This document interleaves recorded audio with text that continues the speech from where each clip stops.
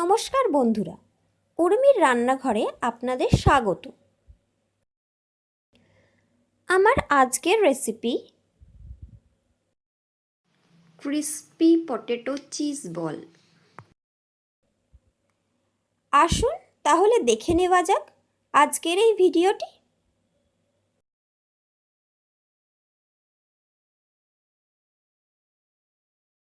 Potato cheese ball বানানোর জন্য আমি এখানে 3খানা আলুকে গোটা সিদ্ধ করে নিয়েছি। ক্যাপসিকাম আর গাজরকে টুকরো টুকরো ছোট্ট ছোট্ট করে কেটে নিয়েছি। চিলি ফ্লেক্স দিয়ে আর গোলমরিচ দিয়ে এটা করব আমি, আর চিজ দেব। প্রথমে 3খানা সিদ্ধ করা আলুকে ভালো করে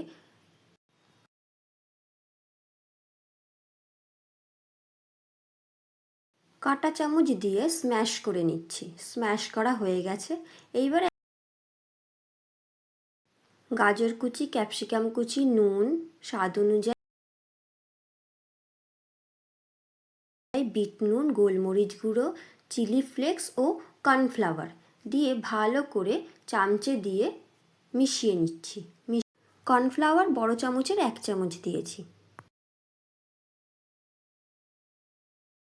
মিশিয়ে নেওয়া হয়ে গেছে। এবারে চামচে দিয়েই তুলে গোল করে এক হাতে তেল মাখিয়ে নেব, যাতে করে আলুর পুরটা লেগে না যায়।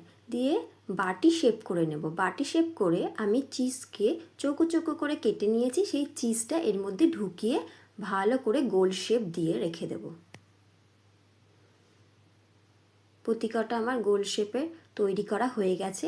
এবারে আমি একটা বাটিতে 2 চামচ ময়দা, 2 চামচ কর্নফ্লাওয়ার, চিলি ফ্লেক্স 1 চামচ, গোলমরিচের গুঁড়ো 2 চামচ দিয়ে দিলাম। দিয়ে ভালো করে আগে মিশ্রণটাকে মিশিয়ে নিয়ে অল্প অল্প করে জল দিয়ে ভালো করে একটা ব্যাটার তৈরি করে নিলাম।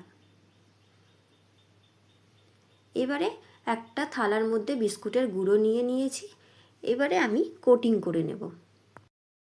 এবারে গড়ে রাখা বলটা ব্যাটারের মধ্যে দিয়ে চুবিয়ে ব্যাটার থেকে তুলে বিস্কুটের গুঁড়োতে রেখে পুরোটা বিস্কুটের গুঁড়োটা ভালো করে মাখিয়ে আবার ব্যাটারের মধ্যে চুবিয়ে দিয়ে আবার বিস্কুটের গুঁড়ো মাখিয়ে ভালো করে 2বার করে আমি কোট করে নেব প্রতিকটা চিজ বল। প্রতিকটা চিজ বল আমার গড়া হয়ে গেছে। এবার আমি এটাকে চাপা দিয়ে ফ্রিজেতে রেখে দেবো 1 ঘন্টা মতন।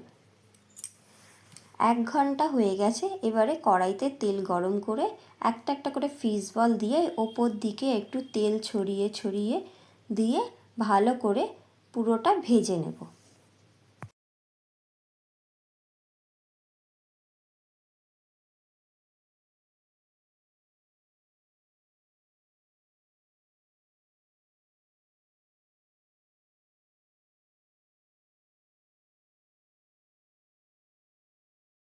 হয়ে গেল আজকে আমার রেসিপি অসাধারণ ক্রিস্পি চিজ বল। খুব সুন্দর হয়েছে, আপনারাও ট্রাই করবেন। রেসিপিটা কেমন লাগলো অবশ্যই জানাবেন। ধন্যবাদ।